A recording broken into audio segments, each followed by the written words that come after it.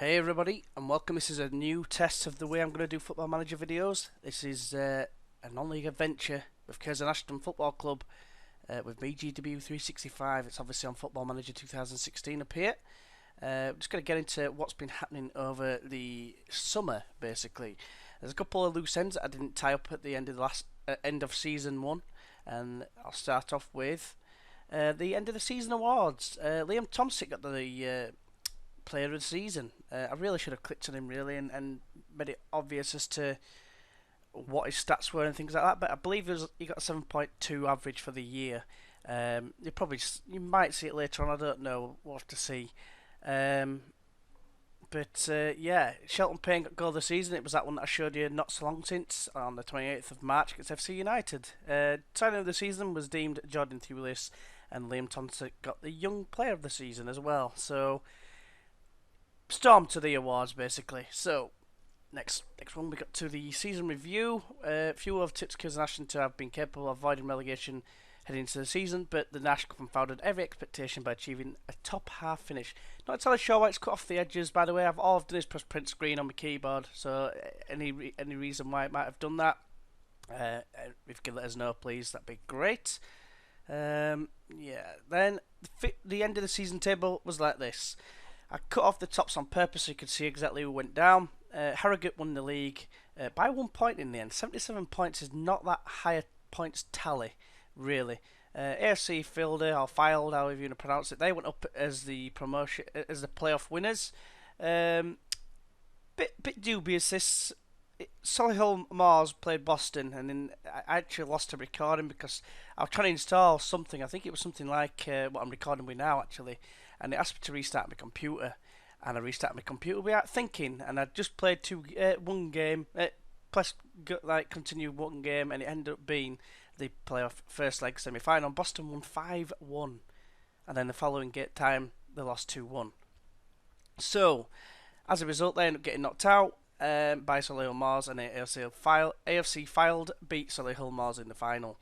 As you can see there, 2-1 after extra time, so a pretty tight game. As you can see, a couple of the goals and average rating, like top players for this league. Assists, you can't even see how many assists I've got because it's cut it off, which is a bit of a pain. But as you can see, we finished 11th. Proper mid-table form there. 16 wins, 9 draws, 17 losses. Plus 5 goal difference, so that's kind of a positive. Excuse me, I apologise. I'm still kind of full of cold. So on to the next screen. We searched for a senior affiliate. So, thinking, who could we get? Some probably in the local area. I'm thinking like Manchester somewhere. You know, there's Oldhams, there's Rochdales, there's teams like that we might be able to get. And who do we get? Oh, no one first. First, before we got the answer, we got a loan extension for the season for Ryan Bell. I forgot to put his attributes on afterwards. Simon Woodford is retiring. So, basically, he's becoming a new coach. Again, it's cut off the top. I'm not entirely sure why. But there's his stats. I've just got him as a coach, not an assistant manager. I'm going to say assistant manager, but no, he's just coming a coach. I think it might be the under-21s manager or under-18s manager, something like that. So that's what he's going to become. Stevenage were the team. They were the team that came back. It was them or Barnet, and I chose Stevenage. They gave us a list of players available to loan, and we ended up getting a new assistant manager, who is John Lamb from Ilkeston. They are his stats. Tactical knowledge is 8, motivating is 11. Not that that really matters that much. Working with youngsters is 11. By management 12. He's not amazing, but judging playability is better than Graham Hyde. Graham Hyde was 5 for both of them, and it's like a step up if you like. We're still in the bottom division that you can play in unless you download some additives. But it'd be interesting to see what happens with that. So then we go into the loan deals that we got from Stevenage. We got Matt McKee, who's a 4-star, potentially 5-star player in the future. He currently is 4-star as well. He's a central advanced playmaker. Decent stats. Only 8 for passing, but he's got 13 for vision. He works fairly hard. His teamwork is pretty high as well, and he's got a bit of flair about him as well. Not the best physically. His fitness is alright, but he's average, but is deemed as a 4-star player for this level, so I thought, well, he's got to be worth getting. So he was an absolute no-brainer. Then the end of the season, like, this is part where it tells you if you get promoted, you find it tells you you're in the division above. You can see here who got relegated, who won the league. So as you can see, Chelsea won the league. Bournemouth, West Brom, and Stoke came down from the Premier League. In the Championship, Reading won the league, so they're up alongside QPR and Derby. Bolton, Birmingham, and Preston got relegated. I won't go too much in depth. You can see Sheffield United won the league, and Sheffield United, Barnsley, and Oldham went up from League One. I just moved it down slightly so you could see. Plymouth, Carlisle, Cambridge, and Stevenage came up. So that's one reason why I chose Stevenage, because they were going into League One, whereas Barnet was staying in League Two. So Vanarama National League, Tranmere won it. We're easily going up with them. Relegated, we'll have FC Halifax, Guiseley, Aldershot, and Welling joining us. And then obviously, as we already know, Harrogate and AFC Filder are going up, and Ebbsfleet and Eastbourne Borough are going up from the south version of our league. As you can see here, overachievers, we are the highest. Signing of the season, neither of ours, but Hugh Johnson got. He was like basically player of the season. So it's needless to say, it's pretty much well deserved that he's the sign of the season. If he's got the player of the season, kind of wish I'd have spotted him, but I'm not entirely sure where Brackley is. And that was just a few of the others, like the FA Cup and that. Newcastle won it against Man City in the final, and then the League Cup, or Capital One Cup as otherwise known, Chelsea won it. So that moves on to our next player, Luke Slater, an attacking left midfielder. Not amazing stats. He's got some decent physicals and a couple of decent mentals, but his technical ones kind of let him down. Although 9 crossing and 10 technique isn't bad. I'm going to be playing as an inside forward because that's how I'm wanting to try and roll this time. Finishing, it's only 5, which kind of worries me, but he's obviously young. He's only 18. He's got room for improvement. He is a League 2 player. League 2. They've just got promoted into League 1. He's only got 2-star ability, but like I say, he can only improve. Then we signed Jordan through this. Don't know why it went all small. You remember him from last season. We got him on loan. We got him on a free transfer for £200 a week. And this is his stats if you can't remember. Not amazing, but he's got decent finishing and decent pace and acceleration and things like that. And he did alright for us towards the back end of the season. Just to show you, the European Championships, England got knocked out by Holland in the quarter-finals. They beat Republic of Ireland, I think, in the knockout stage after they came second in their group when they got beat by France. They won the other 2 games. Croatia's the one that they needed to win at the end. I can't remember who the first game was. But yes, it wasn't too bad a performance, but obviously losing is never good. We signed Alex Pursehouse on a free transfer. Remember him? We had him on loan towards the back end of last season. I'll just go back a square. We nearly lost Tomsit. He was wanting ridiculous amounts of money, like £800 a week. The sort of money we can't really afford. And guys have tried signing him, and he snubbed them. And I left him to it because I thought I can't really afford it. But with him snubbing, it made me go into like, oh, maybe it's worth trying to keep him then. Yeah, we got Pursehouse. As you can see, that you kind of remember his stats from last time. Not really amazing in terms of technical. Tackling's pretty good, but not that bad. Then we signed Freddie Yao, who was a young player. Not on that much money. I think he's only on like £25 or £35 an appearance. One for the future, really. Yes, his mental, some of them kind of let him down, but I just thought all-round play is not too bad. He's actually 2.5 star rated. Ivorian he is as well. Obviously no caps. Then we signed Sam Minihan. Minihan, yeah, that's I think the right way to put it. Again, free transfer. No money, no monetary values. The 5-star potential is one of the reasons why I signed him. Again, 2.5 star. He is signed as backup. As you can see, quite high single-figure numbers for everything, apart from obviously finishing. But when you're right back, it's not really that important. Concentration, decisions, and anticipation let him down a little bit. I got him as backup. He's on quite a decent amount. It's about £180 an appearance, which isn't cheap, but. Yeah, then we got Bridges to sign a new deal. It was on £300 an appearance. Now he's on £150 per week. I thought the reason with this was to maybe try and get him to improve some more with his potential, because obviously when he's on a non-contract, he's not going to improve that much. But I'm hoping that he's going to come good. Just get a message. Bear with us one moment. Oh, no, it's just Facebook. It's nothing. Yeah, then Ben Atkinson finally signed a new deal. He was similar to Tomsey, wanting high amounts of money, and I've had to give him £450 per week just to keep him. He is improving though, you see. The only attribute that really doesn't really stand out is finishing, and obviously leadership's not that big a deal, but he's had improvement in key areas. I think concentration's gone up. I think teamwork's gone up slightly. I'm not 100% on these, by the way, but he's definitely improving. Which is why I wanted to tie him down to a proper contract. You know, he's going to be a ball-winning midfielder for us, more likely. I know his tackling's only 7, but that can only improve. Holland won the championships, which is why I wasn't too disappointed about England losing to the eventual winners. You know, they had a good side on paper. Obviously, in real life, they've been a bit shocking recently. They didn't even qualify for this tournament, if I remember rightly, I think. So yeah, not that good. Then we signed yet another right back, which is probably going to spell the end of one of our 2 previous right backs that we just signed. This is Danny Morton, and he's looking very, very good for us. 13 pace is obviously a standout attribute. Determination, work rate, and teamwork are good enough for this level, as well as tackling. But his technical stats aren't actually that bad. I'm particularly impressed with his heading and marking. I'm just thinking for corner situations maybe, or free kick situations. Crossing and dribbling, obviously, slightly better than the other 2, I think. It might be Minion that's slightly better at crossing, but I'm pretty happy with him anyway. Another message. What's this?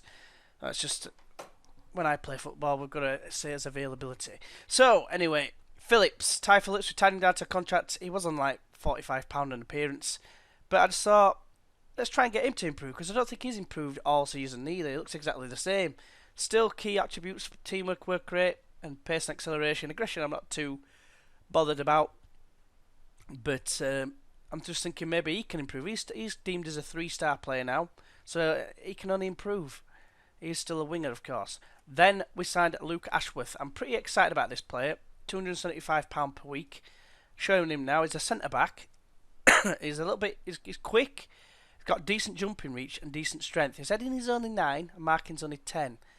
And his tackling only 9. But I think he's going to be... He's a 3.5-star player. I think it gives us a bit more strength in depth. Whereas if we took out Sinclair or Flynn, I thought we seemed a little bit weak with Horan in the centre-back position.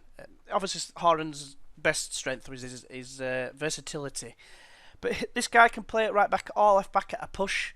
So he's only right-footed, which is kind of a bit naff. But he marks opponents tightly as well, so we'll have to wait and see. I'm hoping for good things. He's 26, and he's on £275 a week for a year. Most of the signings, I think more or less all, maybe one of them are only on for 1 year, so if it goes wrong, it's not the end of the world. And then we signed this guy. This is kind of potential Horan replacement, Neone from Harrogate. Have a look at him here. He has only 2-star ability. But it's got 5-star, and it actually said sign him at all costs or whatever the price. He can play defensive midfielder, he can play centre mid, and he can play centre back to some degree. But as you can see, look at his stats; they're not actually that bad. His technical ones aren't great, but for like a ball-winning midfielder, which is what I've mainly brought him in for. He's tackling 9, marking 10, heading 9. He's not the tallest; he's 1.76 m, but that's still tall enough in midfield. But strength 13, jumping reach 15, so he can get in late crosses into the box, winning headers, maybe a couple of goals in him. I'm not sure. Finishing's only 5 light, but very similar to Horan, a little bit shorter by 2 centimetres. But I've got high hopes for this guy here, and I've used him before for Harrogate when he's only been like a 1-star player. Johnny Gorman is a very key signing for us, I think.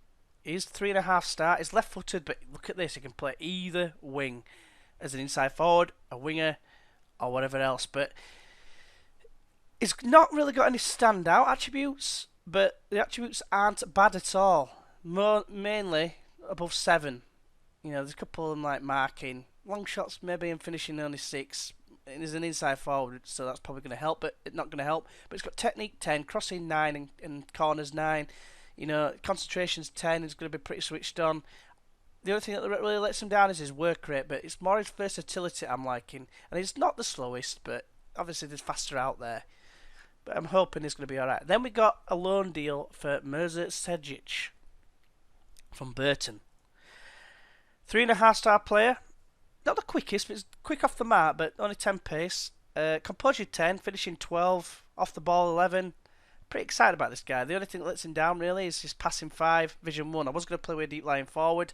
This guy's making me think that maybe alternate between deep lying forward and if he comes on or if he starts, start him as an advanced forward. That's our approacher. Because I'm going to be playing with inside forward, so there'll be players like a bit deeper, I'm hoping. We'll have to wait and see, but So this is the friendlies that we have had. I haven't highlighted them in the PowerPoint. I should have done really, but I'll go into it. Drew us first 1-0, which wasn't ideal, but we did.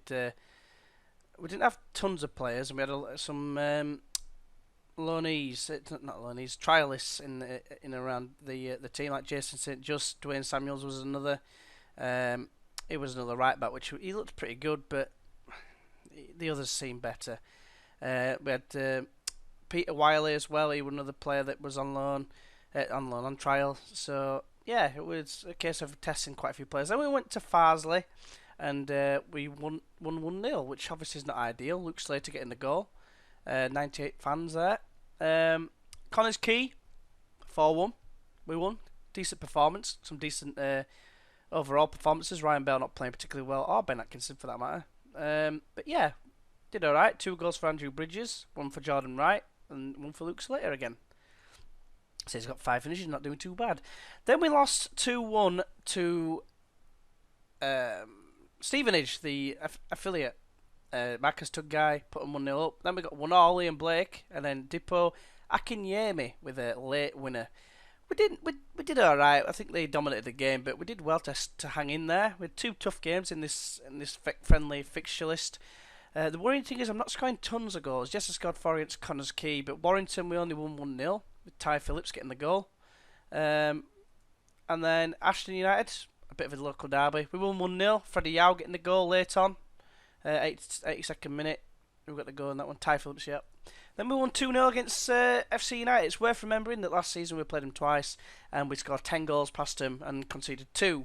We won 2-0 with Johnny Gorman getting in the score sheet and Tom Smart with a rare goal. Then we went away to Oldham. We did get kind of pummeled somewhat. Dominic Polion got a 15th minute goal, but that's as good as it got for them. But Alex Baird with that 8.2 rating says a lot, really, if I'm being completely honest.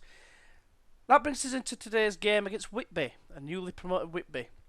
I'm expecting their morale to be high. This is probably going to be the team I'm going to be starting with. We've got an advanced forward in Sejic, which is what I said I was going to do. We've got inside forward of Gorman and Phillips. Obviously, Gorman can switch to whichever flank he wants. Thompson's still in the advanced playmaker role, still does alright. We've got Atkinson as a ball-winning midfielder, and Bell as a ball-winning midfielder. Downey as a wing-back, well, as a full-back playing as a wing-back, and Morton, the new signing. We've got Ashworth and Flynn starting this game to start off with. Subs, we've got Luke Slater, Mark McKee, Neone because of his versatility, and Tom Smart at left-back. John Thulis, the other attacking option. Quite a few decent players are going to be missing out here. People like Andrew Bridges, for instance. Excuse me. Apologies for that. Pursehouse and Minion. I'm going to have to lose one of them, and quite a lot of money. Just one quick thing of note is, when I press scouting, we are £1,100 over the wage budget, which is kind of concerning. I would have liked another winger, and I can't really afford one. But never mind, we are going to get into this game now. With this team, I'm hopeful that we can get a result. We are away from home. Don't know if I know any of their players. Probably not. Challenger rings a bell. Oh, Scott McCarthy. I do know him. 16 pace. He's definitely one to look out for. I've signed him on a different save, but the thing is, he's only 2-star rating. He's not amazing, believe it or not. It looks brilliant, but it's not amazing. Unless I was just playing him in the wrong sort of role, which is probably the case. So I think let's get straight into the game. Now let me know what you think about the PowerPoint side of this. I'm hoping I can get it to work. It's first attempt at it, so we'll have to wait and see. But I'm very hopeful of winning this game. Get back into game mode today. There we go. So we are outsiders, apparently. We've been in charge for 13 months. Darren Williams has been in charge for 5 years. So they obviously, he knows what he's doing. Well, I'd like to think he knows what he's doing. I think people thought that about David Hockaday when he took over at Leeds, but I don't think people did, actually. So this is John Lamb with his happy face. He's not really confident in his own ability, which doesn't bother me, because we're not using them at this moment in time. So, we are family. Got all of my sisters with me, even though I don't have any sisters, but never mind. Aggressive. We should be winning this game, really. They're the newly promoted side. We did alright. I'm going to go aggressive. Nervously is kind of worrying, but this is where you have to... In fact, I'll start with the strikers. You've got to... So you've got faith. George Michael or Fred Durst style. Because I guess it would be nice if I could touch a body, and not everybody has got a body like me. But yeah, some of the players, as you can see, the fitness levels are not where they need to be. It's because I joined later on. I maybe should have said no pressure on Ben Atkinson. One thing I didn't put on for some reason in the one thing I didn't put in the power. I'm using PowerPoint. I can't remember what they call my slide. Is Liam Thompson signed a new contract? He's also on £450. So between him and Ben Atkinson is £900 there of a £3,000 budget, I think it is. So I'm hopeful. I mean, people like Matthew Flynn, I've kept them on. I don't know why I haven't put it on. £250. Dieter Downey, he's on £180. I've just kept some of the players on that I really was impressed with last season. Let's get into the game anyway. Standard, structured, 5 instructions. Should be alright. If it starts going wrong, we'll have to change it up a little bit maybe, because I am a little bit concerned with the lack of chances that we created. And that's very poor straight away as Poole comes away with the ball and plays a ball over the top for Challinor. Fortunately, it's not McCarthy, because he's the one with the pace. So we'll have to see now. Atkinson with the corner, swings it in. Challinor heads away. Early chance now for Curzon Ashton. Bell looking for options. He's got none whatsoever at the moment. He's got his back to everyone who are his options. Poole just takes it off his foot. What's that all about? You've got to hack him down. Nah, that's fine, down it. Well done. Thompson now. Middle of the pitch. Dwelling a little bit for some reason. Gives it straight to Smalley. There's something not quite right about this. Don't know why. We've still got Baird as well. He's signed on. He's on less money than what he was on an appearance, which is another reason why. Because I'm thinking, well, maybe he can increase because his potential ability is 5 stars. So I'm hoping very much that he's going to be a success. But here comes Gorman, who shoots straight at the keeper, but he puts it wide for a corner.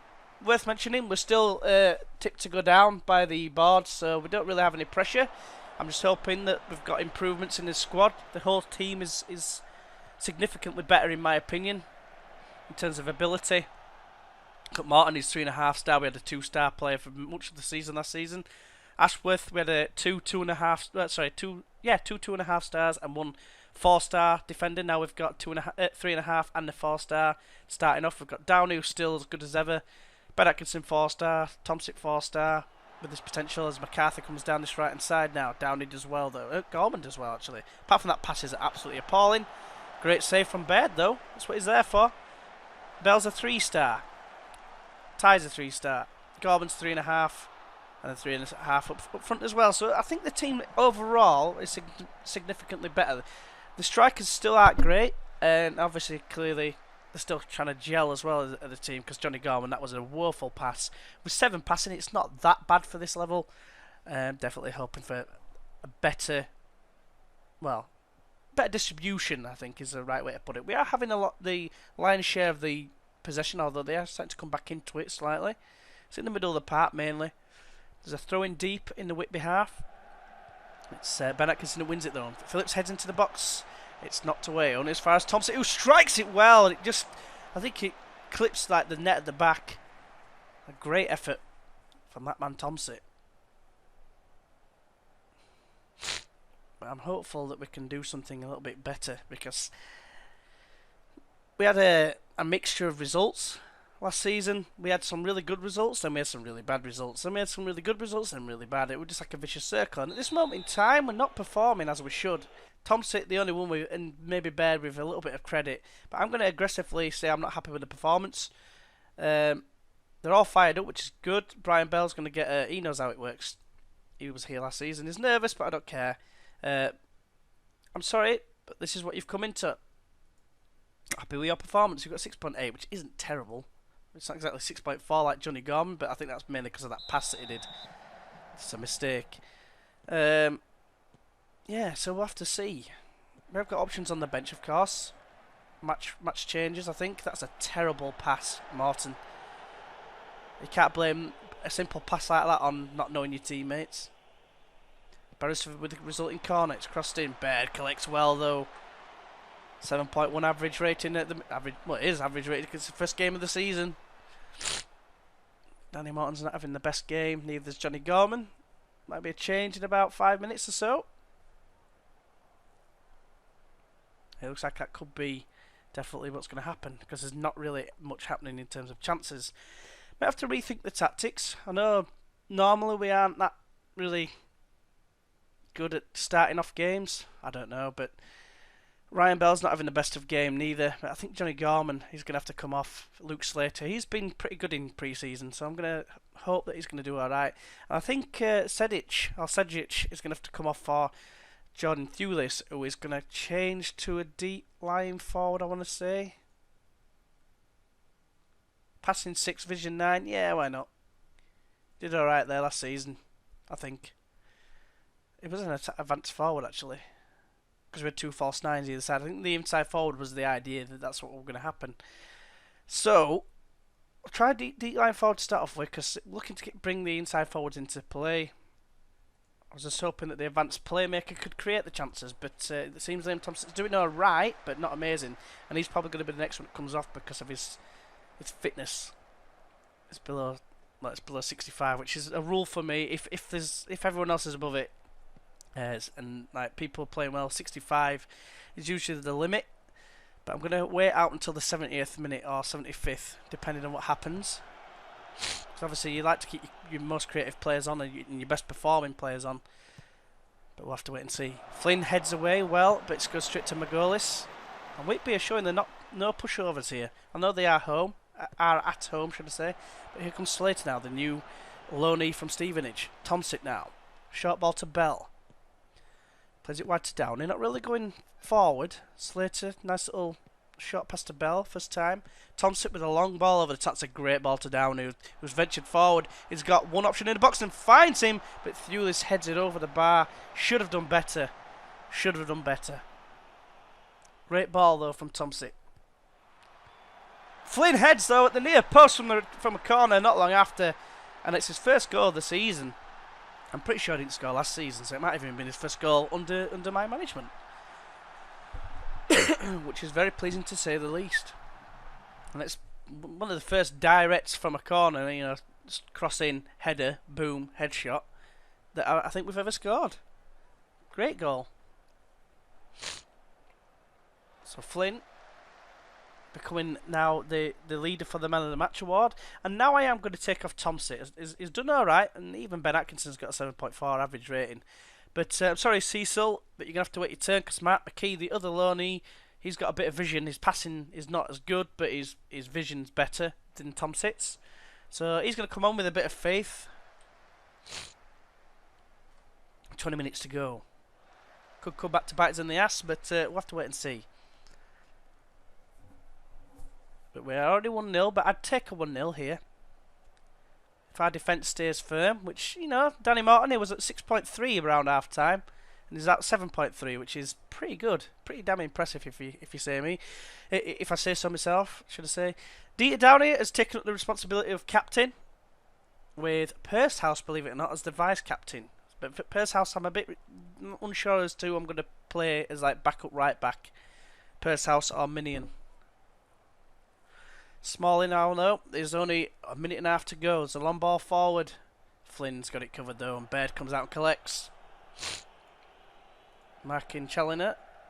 It's interesting that they took off the pacey striker. That's probably the only one that could really do us any damage. So we don't have any genuine pace at the back. There's, you could say Morton's got a bit of pace. Maybe that's why, because he's been covering.